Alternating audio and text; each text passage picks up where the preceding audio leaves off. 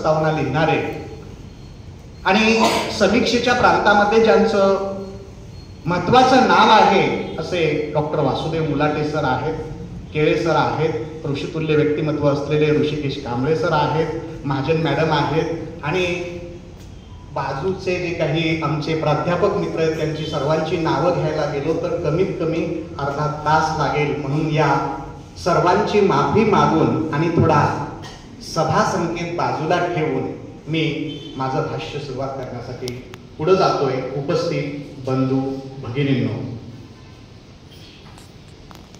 वाटते बुलबुल कोयल यावे, मंजूळ संगीत तयारी गावे. वाटते बुलबुल कोयल यावे, मंजूळ संगीत तयारी गावे. जीवन जाणीव सारी विरावी खटका भरी, पण येऊन घुबड मात्र भीषण भासवी अधिक रात्र. भीषण भासवी अधिक रात्र, भीषण भासवी अधिक रात्र.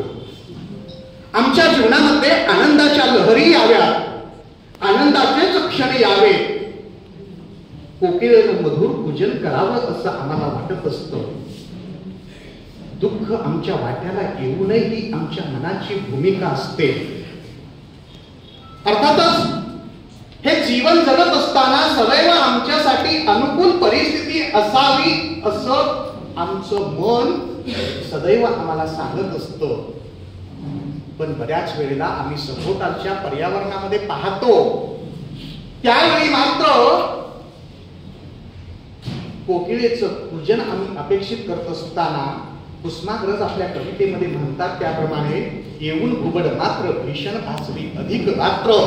या सभोवतालच्या पर्यावरणामध्ये अशी काही विरूप वाढलेली आहेत जी आमच्या समाज व्यवस्थेला घातक आहेत, मारक आहेत, विसंगत आहेत आणि जीवन हे आमचं सुखकर करण्याच्या ऐवजी, आनंदी करण्याच्या ऐवजी ती विरूप आमचं जगणं भयावह करतायत, आमची क्रूर थट्टा करतायत.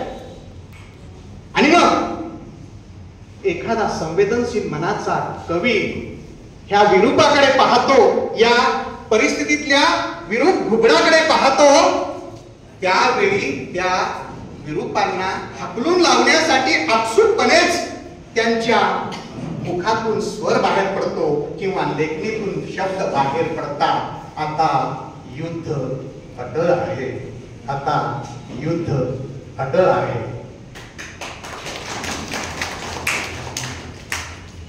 मित्रांनो, आता युद्ध अटळ आहे या काव्यसंघाचं जर अंतरंग आपण पाहिलं, त्या अंतरंगावर दृष्टिक्षेप टाकला, त्यातल्या सामाजिक जाणीवेच्या कविता लक्षात घेतल्या, कृषी विषयक जाणीवेच्या कविता लक्षात घेतल्या किंवा काही कोरोना काळावर भाष्य करणाऱ्या कविता आहेत, याशिवाय राजकारणावर भाष्य करणाऱ्या कविता आहेत.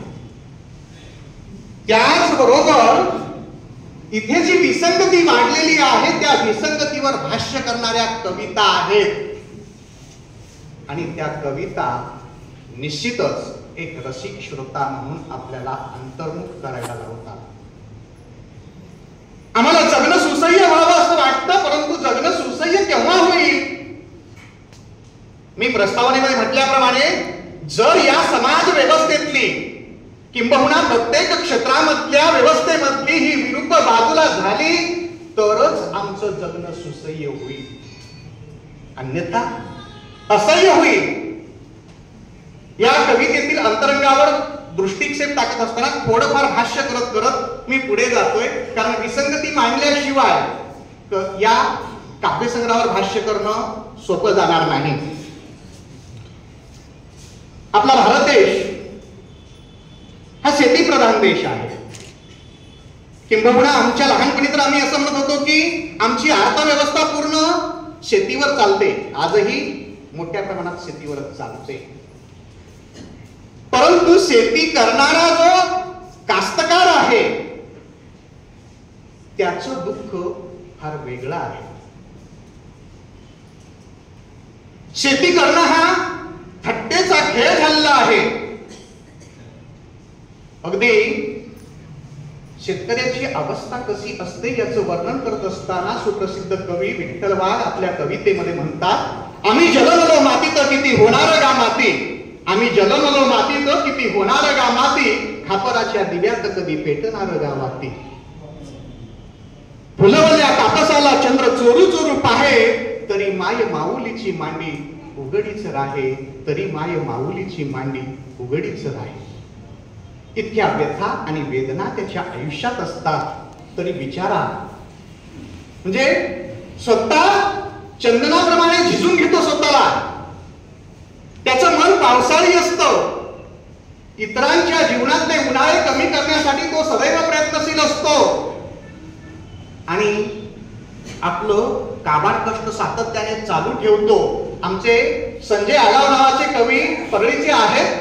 ते आपल्या एका कवितेमध्ये असं म्हणतात, मातीच्या केसात विंचरावं कोणी, ज्याच्या हाती फणी नांगराची. मातीच्या केसात विंचरावं कोणी, ज्याच्या हाती फणी नांगराची. मातीचं करावं त्यानं नाणं धुणं, ज्याच्याकडे मन पावसाळी, ज्याच्याकडे मन पावसाळी.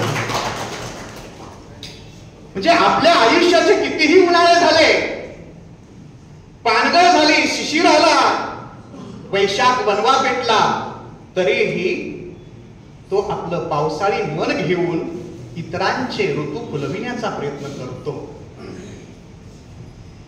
प्राध्यापक शिवाजी भुसे यांचं पूर्व आयुष्य पाहिलं तर ते कुठून आलेले आहेत? एका खेड्यातून आलेले, गावातून आलेले आहेत. शेती मातीशी प्रत्यक्ष त्यांचा संबंध आहे. एखाद्या कलाकृतीचं आपण मूल्यमापन करतो त्यावेळी त्या कलाकृतीचा निर्मित कोण आहे, निर्माता कोण आहे, तो कुठल्या परिसरातून आलेला आहे, त्याचं अनुभव विश्व कुठून समृद्ध झालेलं आहे. स्वाभाविकपणानेच त्याच जाणीवाचं आविष्करण तो त्याच्या कलाकृतीतून करत असतो.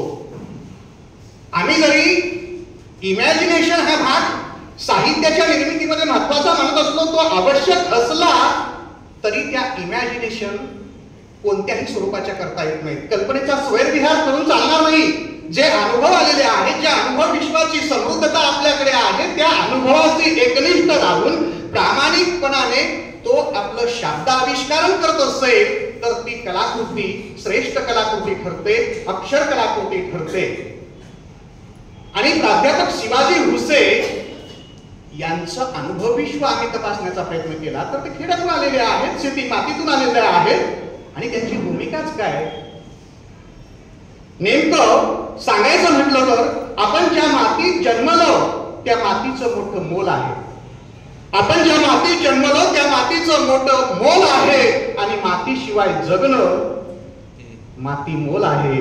मातीशिवाय जगणं माती मोल आहे. अगदी हीच भूमिका घेऊन शिवाजी भुसे लेखन करतात. शेतकऱ्याच्या वाट्याला आलेलं दुःख जे आहे हा त्यांच्या चिंतनाचा विषय होतो. म्हणजे निर्मिती होते तेव्हा कशी होते आणि त्या चिंतनातूनच त्यांचा शब्दाविष्कार होतो. शेतकरी विषयक कविता, कृषी विषयक कवितांचा विचार करत असताना या काव्यसंग्रहातील घामाच्या दामासाठी सज्ज व्हा, अगदी या कवितेच्या शीर्षकावरूनच लक्षात येतं. घामाच्या दामासाठी सज्ज व्हा, दुःख तेच सालोसाल, शीर्षकावरूनच कवितेतलं अंतरंग लक्षात येतं. नांगरताही आलं पाहिजे, चळवळ टिकली पाहिजे, भीक नको घेऊ, घामाचे दाम, शेतीची थट्टा, फक्त इमान विकू नका, अशा कितीतरी कवितांचा उल्लेख कृषी विषयक कविता, शेतकऱ्याचं दुःख मांडणाऱ्या कविता म्हणून या काव्यसंग्रहामध्ये आलेल्या पाहायला मिळतात. नोबेल पुरस्कर्ते अमर्त्य सेन एके ठिकाणी असं म्हणतात, जो देश शेती आणि शिक्षण याकडे दुर्लक्ष करतो, जो देश शेती आणि शिक्षण याकडे दुर्लक्ष करतो तो देश मागासलेला होतो. आणि प्राध्यापक शिवाजी भुसे यांची भूमिका मागासलेपणाकडे घेऊन जाण्याची नाही. साने गुरुजी म्हणतात, बलसागर भारत हो, विश्वात शोभून राहो, आणि माझा हा देश बलसागर व्हायचं असेल तर इथला शेतकरी सुधारला पाहिजे, त्याच्या घामाला दाम मिळाला पाहिजे, मालाला जो काही भाव आहे तो भाव मिळाला पाहिजे. आणि मग इथली व्यवस्था जर आम्ही तपासायला गेलो तर आजची स्थिती काय? कपाशीला भाव कमी आहे, सोयाबीनला भाव सांगायची गरज नाही. म्हणजे आम्ही जितकी इन्व्हेस्टमेंट करतोय, गुंतवणूक करतोय शेतीमध्ये, तितका माल सुद्धा निघत नाही, तितका पैसा सुद्धा पडत नाही. कारण एकच, शेतीमालाला भाव नाहीये. आणि मग अशा वेळी शेतीमालाला भाव मिळावा यासाठी काय केलं पाहिजे तर किसान पुत्रांनी पुढे आलं पाहिजे.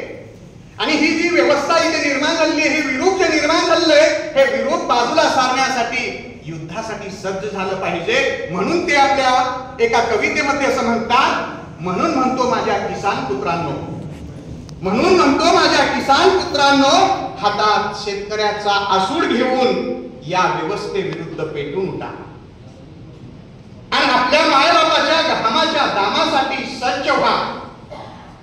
अर्थातच कवीची ही जी भूमिका आहे, इथे शेतकऱ्याला न्याय मिळावा, त्याच्या शेतीमालाला भाव मिळावा या दृष्टिकोनातून आहे.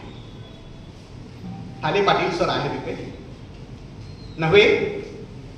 मी जरी इथे भाष्य करत असलो तरी माझ्यापेक्षा सुंदर भाष्य करणारे संपूर्ण व्यासपीठाच्या समोर बसलेले समीक्षक आहेत. खरं तर त्यांच्या समोर बोलणं म्हणजे सूर्यासमोर काजव्यानं लुकलुकावं असं असतानाही मी हे एवढं धाडस करतोय.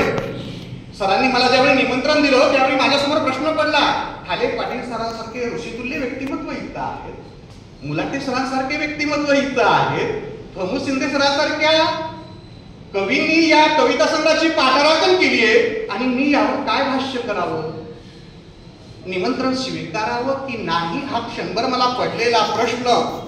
पण आम्हाला आमच्या गुरुजींनी सांगितलंय संधी सोडायची नाही. आणि त्याच्यानंतर आम्ही आमच्या जीवनाचा सिद्धांत ठरवला, अरे आपण जर नकार दिला तर आपला येल कसा वाढेल. म्हणून आमचा येल वाढवण्यासाठी आम्ही नकार देत नाही. निर्मिती प्रक्रियेच्या संदर्भामध्ये थोडंसं भाष्य मी करतोय. एक बाई नवऱ्यासोबत बिनसलेलं असल्यामुळं आत्महत्येला निघालेली. आत्महत्या कधी करतो माणूस? ज्यावेळी मनाच्या विरुद्ध घटना घडतात, परिस्थिती विपरीत होते, त्यावेळी तो आत्महत्येकडे झुकतो.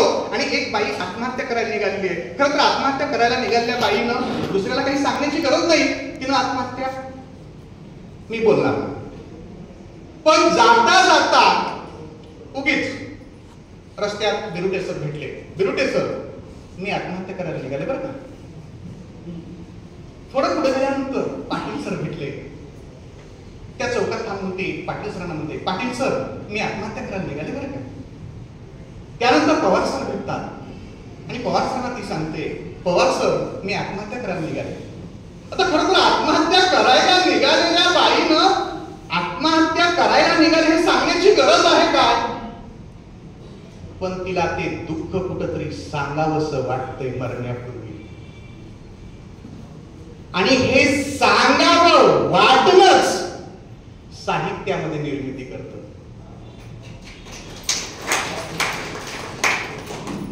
स्त्रीला त्या वेदना होत होत्या आणि तिला सांगावंसं वाटत होतं. आणि ही विरूप पाहून संवेदनशील मनाच्या कवीला वेदना होतात आणि त्यांना सांगावंसं वाटतं. म्हणजे साहित्याची निर्मिती ही प्रतिभा, उत्पन्नता, अभ्यास यामुळे होते असं जरी आम्ही म्हणत असलो तरी कुठेतरी वेदना असह्य होतात आणि त्या वेदनांना आम्ही शब्दरूप दिलं पाहिजे असं मनोमन वाटतं. अगदी तीच भूमिका घेऊन हुसे सरांनी इथे ही निर्मिती केलेली आहे. सर खरं तर सांगायचं म्हटलं तर खूप काही बोलण्यासारखं आहे. आम्ही साहित्याची प्रयोजने शिकवतो, काव्य यशस्वी अर्थस्पदे व्यवहार विधेय वगैरे वगैरे, शिवेतर क्षतई सत्य पर निर्वत्तय कांदा संयुक्त उपदेश तुझे वगैरे वगैरे वगैरे थोडं मी गतीनं म्हटलं. पण जे जे जीवनामध्ये अमंगल आहे त्या अमंगलाला बाजूला सारणं तितकंच महत्वाचं आहे. ही व्यवस्था तेव्हाच टिकेल जेव्हा तिथलं अमंगल पण निघून जाईल. शेतकऱ्यांच्या बाबतीत जे घडलं ते या सामाजिक स्थितीमध्ये सुद्धा पाहायला मिळतो. इथे जात आहे, विषमता आहे, धर्मव्यवस्था आहे, दुःख आहे, दैन्य आहे, दारिद्र्य आहे, विपरीत स्थिती आहे. मला वाटतंय आमच्या देशामध्ये 2 देश राहतात. जरी आता त्या नावावर चर्चा वेगळी झाली असली तरी त्याच्या पूर्वीपासून आम्ही सामाजिक स्थितीवर भाष्य करत असताना म्हणतो एक देश आहे इंडिया आणि एक देश आहे भारत. ज्या भारतामध्ये सामान्य जनता राहते आणि इंडियामध्ये जे राहतात ते अति श्रीमंत राहतात. म्हणजे एवढी विषमता या समाज व्यवस्थेमध्ये आहे आणि विषमता निर्माण झालेली व्यवस्था कधीच मांगल्याचं जीणं वाटायला येऊ देत नाही. इथे आम्हाला मंगलतेचा नंदादीप लावावासा वाटतो, परंतु हा मंगलतेचा नंदादीप लावायचं असेल तर विषमता कमी झाली पाहिजे, इथली जातीयता कमी झाली पाहिजे, इथली धर्मांधता कमी झाली पाहिजे, इथलं दुःख कमी झालं पाहिजे, इथलं दैन्य कमी झालं पाहिजे. म्हणजेच आम्ही काव्य प्रयोजनाच्या संदर्भामध्ये बोलत असताना शिवेतर जे अपवित्र आहे, जे अमंगल आहे त्याचा क्षत झाला पाहिजे. आणि मुलाटी सरांनी प्रस्तावनेमध्ये सांगत असताना असं म्हटलंय ह्या शिवेतराचा क्षत झाल्यानंतरच आदर्श व्यवस्था निर्माण होते. आणि ती आदर्श व्यवस्था आम्हाला निर्माण करायची असेल तर आता युद्ध अटळ आहे. आता युद्ध अटळ आहे.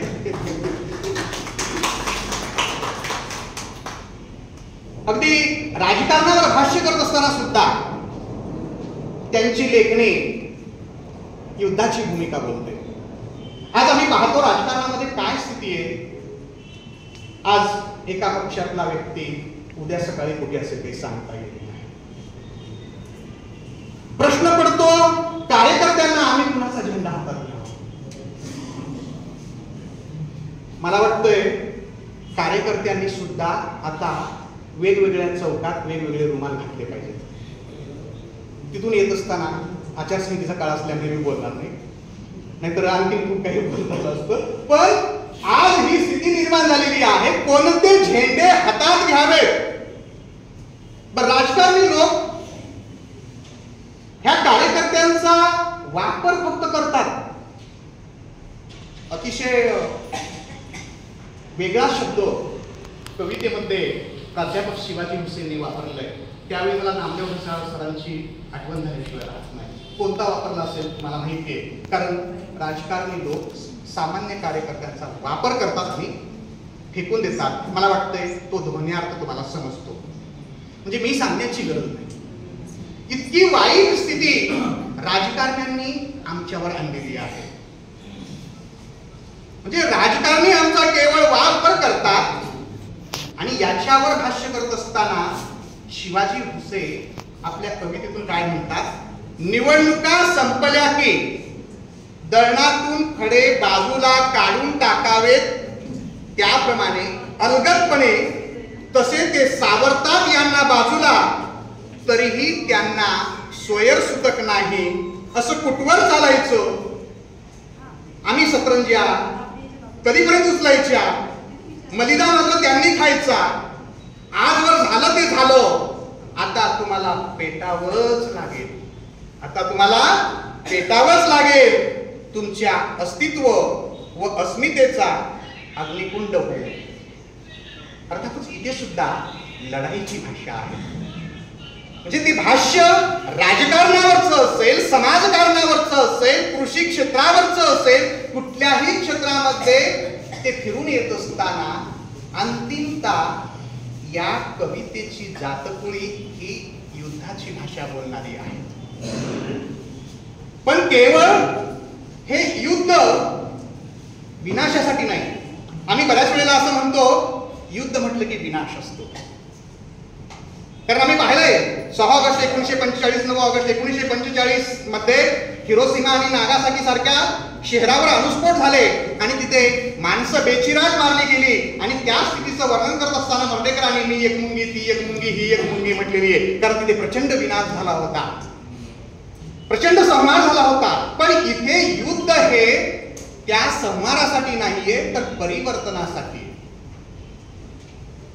कोणतं परिवर्तन अपेक्षित आहे? तर कवीला परिवर्तन अपेक्षित आहे मानवतेचं. आम्ही पाहतोय बहिणाबाई चौधरी सुद्धा आपल्या कवितेमध्ये म्हणतात, अरे मानसा मानसा कधी होशील माणूस, मानसा कसा कसा झाला रे कानूस, मानसा मानसा तुझे व्यवहार खोटे नाटे, पाहुणी बोरी बाबईच्या अंगावर आले काटे. ही जी माणसाची स्वार्थी वृत्ती आहे, ढोंगी प्रवृत्ती आहे, त्याच्यावर प्रहार करत करत ते दोष, ते षडरिपू माणसाचे निघून जावे आणि खऱ्या अर्थाने माणसामध्ये माणूस पाहायला मिळावा. मानवतेचं मंदिर इथं उभारलं जावं ही अपेक्षा इथे कवी करतात. समाज मनाची मशागत करत तुला नवे समाजशास्त्र मांडायचे आहे, नवा माणूस घडवायचा आहे आणि मानवतावादी मंदिर उभे करायचे आहे, अशी भूमिका ते आपल्या कवितेतून मांडतात. आणि आता युद्ध अटळ आहे या दृष्टिकोनातून त्यांची आता युद्ध अटळ आहे ही कविता सुद्धा तितकीच महत्वाची आहे. खरं तर अंतरंगावर प्रास्ताविकांतून त्यांनी बरंचसं बोललेलं आहे. खुद्द कवी मित्रांनी सुद्धा त्या अंतरंगावर प्रकाश टाकलेला आहे. आणि या काव्यसंग्रहाला असलेली प्रस्तावना जरी वाचली तर संपूर्ण रसिक श्रोत्यांना कवितेचं अंतरंग कळेल. म्हणून त्याच्यावर मी फारसं न बोलता जे काही आणखी महत्वाचे मुद्दे बोलायचे ते अगदी 10 मिनिटाच्या आत मी संपवते. नव्या युगाच्या नव्या लढाईला आता सज्ज व्हावेच लागेल. अमानुष अन्यायी जगण्याला छेद देऊन नव्या इतिहासाचे साक्षीदार होण्यासाठी नव्या संघर्षाचे भागीदार व्हा. आता युद्ध अटळ आहे, आता युद्ध अटळ आहे, आता युद्ध अटळ आहे. शेतकऱ्यांच्या संदर्भामध्ये त्यांनी मांडलेली ही जाणीव ज्यावेळी आम्ही वाचायला लागतो त्यावेळी आम्हाला साने गुरुजींच्या कवितेची आठवण झाल्याशिवाय राहत नाही. आता पेटवू सारे रान, आता उठवू सारे रान, आता पेटवू सारे रान, शेतकऱ्याच्या राज्यासाठी लावू पणाला प्राण. ही जी साने गुरुजींची भूमिका आहे अगदी तीच भूमिका आहे. म्हणजे शेतकऱ्यांचं राज्य यावं, इडापिडा टळावी, बळीचं राज्य यावं, ही जी भूमिका आहे ती भूमिका आपल्या कवितेतून मांडताना दिसतात. पण केवळ निराशावादाचा सूरच त्यांच्या कवितेमध्ये आहे का? तर अजिबात नाही. ते चळवळीतले कार्यकर्ते आणि चळवळीतल्या कार्यकर्त्यांचं स्वप्न हे आशेवर असतं.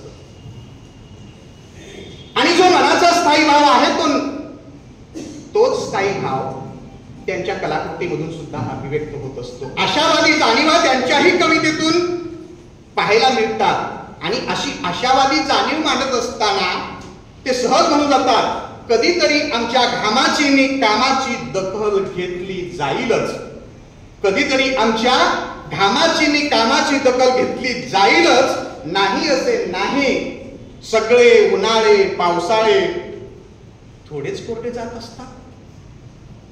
जमिनीला पडलेल्या भेगा हे फाटलेलं भाळ आणि अभाळ कधीतरी सांगले जाईलच. ही आशावादी जाणीव ते आपल्या कवितेतून मांडतात. मी अगदी संक्षिप्त स्वरूपामध्ये थोड्या थोड्या जाणीवा मांडतोय. त्यांच्या कवितेवर मार्क्सवादाचा प्रभाव असल्याचाही प्रत्यय येतो. ऊट बांधव जागा हो, आता युद्ध अटळ आहे, नांगरताही आलं पाहिजे. ह्या कविता ज्यावेळी आम्ही वाचायला लागतो त्यावेळी त्या कवितेवर मार्क्सवादाचा प्रभाव आहे की काय असं वाटायला लागतं. त्या 3 पैकी एका कवितेतली नांगरता आलं पाहिजे या कवितेतल्या काही ओळी मी तुमच्या समोर वाचतोय. हा देश केवळ शोषकांचा नाही, इथे श्रमिकांनीच घडवल्या माड्या हवेल्या, रक्त आणि घाम आटवून तुमचं आमचं जगणं सुंदर केलं, तुमचं आमचं जगणं सुंदर केलं. अर्थातच अशासारख्या कविता वाचायला लागतो त्यावेळी या काव्यसंग्रहावर काही प्रमाणात मार्क्सवादाचा प्रभाव असल्याचाही प्रत्यय येतो. सर सुकना नदी बचाव आंदोलनामध्ये सहभागी असतात. त्या अनुषंगाने सुकना नदीच्या संदर्भातही त्यांनी काही कविता लिहिलेल्या आहेत त्या कवितेवर मी फारसं भाष्य करणार नाही, परंतु ज्या काही कविता या काव्यसंग्रहामध्ये आलेल्या आहेत सर, त्यावेळी मला वाटतंय भारत माझा देश आहे या प्रतिज्ञेचा प्रभाव त्या कवितेवर दिसतो आणि एका कवितेवर कुसुमाग्रजांच्या कणा या कवितेचा प्रभाव दिसतो. म्हणून मी त्यावर फारसं भाष्य न करता थोडं पुढे जाऊन बोलतोय. कविता श्रेष्ठ कधी ठरते? कवितेवर भाष्य करत असताना आम्ही ज्यावेळी कविता वाचतो, पहिली ओळ वाचल्यानंतर दुसरी ओळ वाचतो, पण या दोन ओळीच्या मध्ये बिटवीन द लाईन कुठेतरी ध्वन्यार्थ प्रतीत होत असतो, तिथे खरी कविता असते. आणि ती कविता दीर्घकाळ टिकत असते, श्रेष्ठ ठरत असते. त्याच्या पाऊल पुन्हाही प्राध्यापक शिवाजी भुसे यांच्या कवितेमध्ये पाहायला मिळतात. अगदी कोरोनाच्या संदर्भामध्ये भाष्य करत असताना सोशल डिस्टिंक्शनच्या नावाखाली नवी अस्पृश्यता आली आहे. आपण कोरोना काळ अनुभवलाय, तिथली अस्पृश्यता अनुभवली आहे. तिथे बायकोला नवरा टच करायला तयार नव्हता, भावाला भाऊ टच करायला तयार नव्हता, बहिणीला बहीण टच करायला तयार नव्हती, फक्त आम्ही मोबाईल टच करत होतो. म्हणजे स्किन टच पेक्षा स्क्रीन टच आम्हाला त्यावेळी महत्वाचा वाटत होता. एवढी अस्पृश्यता मानवतेच्या संदर्भात त्या काळी निर्माण झाली होती. परंतु पुन्हा आम्ही विचार करायला लागतो या दोन लाईनच्या मध्ये नवी अस्पृश्यता म्हणजे याच्या अगोदर जुनी अस्पृश्यता होती आणि ती जुनी अस्पृश्यता कुठून आली? जात धर्म पंथ विटाळ या दृष्टिकोनातून ही अस्पृश्यता आली. म्हणून to the line, between the line हा जो भाग आहे कवितेमध्ये जो महत्वाचा असतो तो सुद्धा त्यांच्या कवितेतून द्रगोचर होताना आपला पाहायला मिळतो. कवितेच्या अंतरंगावर फारसं बोलण्यापेक्षा मी आता अन्य काही गोष्टीवर बोलतोय. जवळपास 13 कवितेला वेगवेगळी चित्र त्यांनी दिलेली आहेत. म्हणजे अंतरंगामध्ये अशी काही चित्र आहेत आणि चित्र कवितेचा आशय हे अतिशय सुसंगत आहे. एका कवितेचा उल्लेख मी करतोय फक्त. जितेंद्र साळुंके या चित्रकाराने ती रेखाटलेली चित्र आहेत आणि अतिशय सुंदर चित्र त्यांनी रेखाटलेली आहेत. बाबासाहेब तुम्ही जीवनार्थ दिला या कवितेच्या अनुषंगाने बोलत असताना मी त्या कवितेचा आशय सांगत नाही, कारण शीर्षकावरूनच तुम्हाला लक्षात येतं समता, स्वातंत्र्य, बंधुता, मानवतावाद याची शिकवण आम्हाला डॉक्टर बाबासाहेब आंबेडकरांनी दिली आणि त्यांच्याविषयीचा कृतज्ञता भाव व्यक्त करत असताना त्यांनी ती कविता लिहिलेली आहे. परंतु त्या कवितेच्या बाजूला दिलेलं जे चित्र आहे 13 कवितेचे चित्र सुद्धा सुसंगत आहेत. परंतु या एका कवितेच्या माध्यमातून मी सांगतोय तिथे 2 हात आहेत आणि बेड्या तुटलेल्या आहेत. म्हणजे आमच्या व्यवस्थेनं आम्हाला बेड्या घातलेल्या होत्या, त्या बेड्या तोडण्याचं काम कोणी केलं? डॉक्टर बाबासाहेब आंबेडकरांनी केलं आणि त्या बेड्या तुटलेल्या दाखवल्या. म्हणजे चित्रांचा सुद्धा औचित्यपूर्ण वापर केलाय. क्षेमेंद्रांनी काव्याची सुसंगती कशी असावी या अनुषंगाने भाष्य करत असताना, साहित्याचं लक्षण सांगत असताना औचित्य रस जीवित भूतस्य असं म्हटलेलं आहे. कवितेची अंतर्गत सुसंगती ही औचित्यपूर्ण असावी, परंतु कवितेला जे उद्दीपित करणारे काही घटक आहेत ते सुद्धा त्यांनी औचित्यपूर्ण वापरलेले आहेत. म्हणून त्यांचं कौतुक करावं तेवढं कमीच आहे. यानंतर सरांची माफी मागून मी थोडं पुढे बोलतोय. प्रस्तावनेमध्ये सरांनी थोडासा दोष या काव्यसंग्रहामधला काढला होता. सर, काव्यसंग्रह उत्कृष्ट झालाय, पण स्टोनलेस राईस आम्ही खात असताना एखादा स्टोन आतमध्ये यावा आणि तो खटकावा याप्रमाणे थोडासा दोष सरांनी काढला होता. कारण यामधली असलेली शैली ही थोडी गद्यवजा आहे आणि विचार मांडत असताना ती गद्यात्मक रूप धारण करते हे स्वाभाविक आहे. आणि सरांनी यावर भाष्य करत असताना कवितेची लय याला जर बसती तर आणखीन हा काव्यसंग्रह सुंदर झाला असता अशी भूमिका मांडलेली आहे. पण सरांची माफी मागून, कारण त्यांच्या एवढा मोठा मी नाहीये, मी काजळा आहे. पण त्याही पुढे जाऊन मी असं म्हणतो, लय सिद्धांत आम्ही मर्ढेकरांचा ज्यावेळी अभ्यासतो त्यावेळी संवाद, विरोध, समतोल ही महत्वाची तत्वे जी बासी मर्ढेकरांनी लय सिद्धांतामध्ये मांडलेली आहेत. आणि ज्या कलाकृतीमध्ये संवाद, विरोध, समतोल यापैकी कमीत कमी 2 तत्वे असतात त्या कलाकृतीमध्ये लय साधलेली असते. आणि बासी मर्ढेकरांचा सिद्धांत आम्ही विशेषतः गद्यवजा कलाकृतीच्या संदर्भामध्ये लावण्याचा प्रयत्न करतो. इथे अंतरंग पाहत असताना संवादी, विसंवादी आणि समतोल अशा जाणीवा या काव्यसंग्रहात आहेत. विसंवादी तुम्हाला लक्षात आहे, म्हणजे इथं ज्या ज्या वेळी विरूप निर्माण होतात त्या त्यावेळी ह्या विसंवादी जाणीवा लक्षात येतात. म्हणजे विसंवाद हा मर्ढेकरांच्या लय सिद्धांतातला एक घटक. पण त्यांनी जी व्यक्तिचित्र लिहिली आहेत, गोपीनाथराव मुंडे साहेबांचं असेल किंवा आंबेडकरवादी कवयित्री प्रतिभा आहिरेवरचं असेल, मित्र म्हणून किंवा भूमिजनांचा प्रवासी म्हणून डॉक्टर जिगे सर यांच्यावर लिहिली असेल, नारायण मुंडे सरावर लिहिली असेल, अशा जवळपास प्रदीप पाटील यांच्यावर लिहिली असेल, असं एक 6-7 कविता आहेत. ज्यावेळी व्यक्तिचित्र ते आपल्या शब्दातून साकार करतात त्यावेळी तिथल्या जाणीवा ह्या विसंवादी येत नाहीत तर संवादी येतात. म्हणजे संवाद साधतात. मर्ढेकरांच्या लय सिद्धांतामध्ये संवाद, विरोध, समतोल हे घटक महत्वाचे आहेत. आणि संवाद, विरोध हे घटक तर पाहायला मिळतातच, पण ज्यावेळी ते आशावादी जाणीवा व्यक्त करतात त्यावेळी त्यांची वृत्ती कवितेतून समतोलपणाने व्यक्त होते. म्हणून मर्ढेकरांच्या लय सिद्धांतातील हे तिन्ही घटक इथे येतात. म्हणून निश्चितच सरांचा त्या विचाराचा भाग, त्यांच्या त्या भागाचा विचार मान्य करून मी मर्ढेकरांचा लय सिद्धांत इथे लावून दाखवण्याचा प्रयत्न करतोय आणि मला वाटतंय तो तुम्हाला पटेलच. याच्या पुढे मुखप्रश्न जे आहे, आता शेवटच्या भागाकडे येतोय.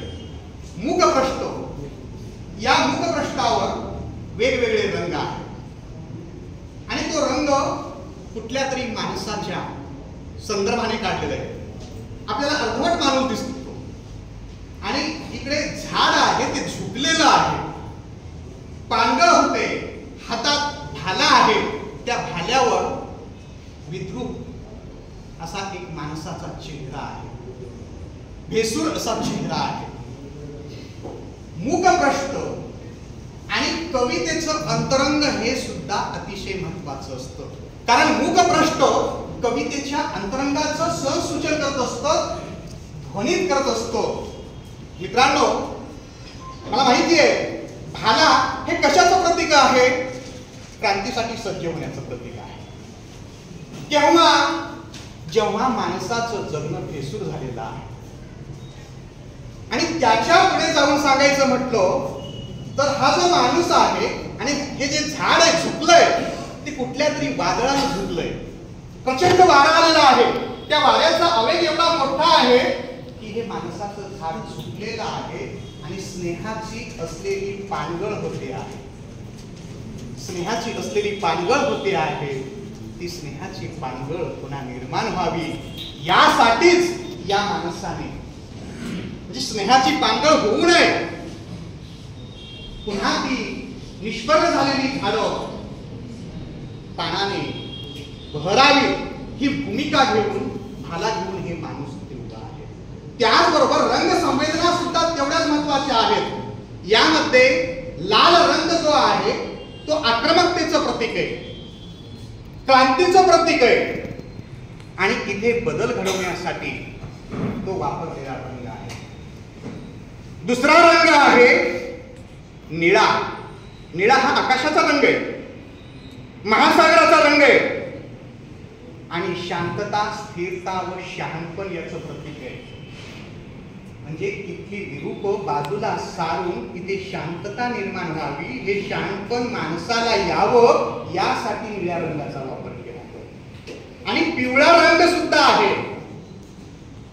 पिवळा रंग मला वाटतं सूर्याचा, मला वाटतं पहाटेची जी उषाकाल असते, सकाळची सोनेरी किरण पडतात सृष्टीवर, त्यावेळी तो रंग जो पडतो तो प्रकाश देणारा उबदार रंग आहे, आनंदी रंग आहे, आत्म्याला उज्ज्वल करणारा रंग आहे.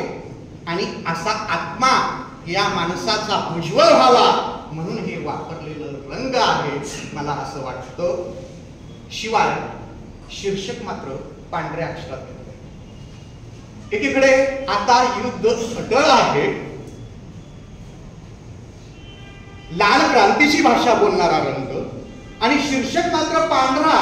मला वाटतं त्यांच्या स्वभावामध्ये जो शांत स्वभाव आहे, युद्ध करा पण माणसाला मारू नका, अगदी संयम पद्धतीने त्यांच्या स्वभावाप्रमाणे त्यांनी हा रंग वापरलेला असावा. जेवढं योगदान प्राध्यापक शिवाजी भुसे यांचं आहे तेवढंच आमचे मित्र आदित्य प्रकाशनचे जे प्रकाशक आहेत विलासजी फुटाणे यांचंही कसब तेवढंच मोठं आहे, आणि सरदार जाधवांचंही तेवढंच मोठं कसब आहे असं मला वाटतं. खरं तर बोलण्यासारखं खूप आहे. या काव्यसंग्रहाची अर्पण पत्रिका ही शेतकरी चळवळीतील कार्यकर्त्यांनाच अर्पण केलेली आहे, म्हणून त्या कवितेत काय आहे हे लक्षात येतं. आणि भाषा शैली या अनुषंगाने विचार करत असताना आशयाशी एकरूप होणारी अशी भाषा शैली आहे. प्रासादिक आहे, साधी आहे, सोपी आहे, वाचता क्षणी लक्षात येणारी आहे. त्यामध्ये हळवं रूप पाहायला मिळतं, भागडं रूप पाहायला मिळतं. आणि गुणाच्या संदर्भामध्ये आम्ही विचार केला तर कधी ओझो गुणातून ती अभिव्यक्त होते, तर कधी प्रासादिक गुणातून अभिव्यक्त होते, कधी कधी इंग्लिश शब्दांचाही वापर त्यांनी केलेला आहे. पण हे इंग्लिश शब्द इम्प्रेशन मारण्यासाठी आलेले नाहीत. बऱ्याच वेळेला व्यवहारामध्ये आम्ही बोलत असताना कुठल्या तरी वाक्यामध्ये इंग्लिश वापरत असतो, परंतु प्राध्यापक शिवाजी भुसे यांनी इंग्लिश शब्दांचा वापर जो केलेला आहे तो कवितेचा अपरिहार्य भाग म्हणून केलेला आहे. कारण कोरोना सारख्या कवितेवर लिहित असताना सोशल डिस्टन्सिंग म्हणजे मीटर जसं वाढावं तसे कोरोनाचे पेशंट वाढतायत. हे जे अपरिहार्यपणाने येणारे शब्द आहेत ते शब्द त्या कवितेच्या आशयामध्ये एवढ्या बेमालूमपणाने मिसळून जातात की ते इंग्लिश असूनही इंग्लिश न वाटता आमच्या परिचयाचे असल्यामुळे मराठी वाटतात. कोरोना काळात ते अवघड वाटले असतील, तो भाग वेगळा, परंतु आता आम्हाला ते मराठी वाटतात. एवढं आशयाशी एकरूप होणारी अभिव्यक्ती त्यांनी या काव्यसंग्रहामध्ये वापरलेली आहे. या काव्यसंग्रहाला प्रस्तावना आहे डॉक्टर वासुदेव मुलाटे सरांची आणि पाठराखण केलेली आहे भमू शिंदे सरांनी. म्हणून मी या काव्यसंग्रहाविषयी बोलताना एवढंच म्हणेन की हा काव्यसंग्रह रसिक वाचकांच्या मनाला पसंतीला उतरल्याशिवाय राहणार नाही. उतरेलच. आणि यापुढे आता जरी तुमचा 5वा काव्यसंग्रह असला सर तर एवढ्या जोमाने उत्साहाने आणि ऊर्जेने तुम्ही लेखन करावं अशी अपेक्षा या प्रसंगी व्यक्त करतो.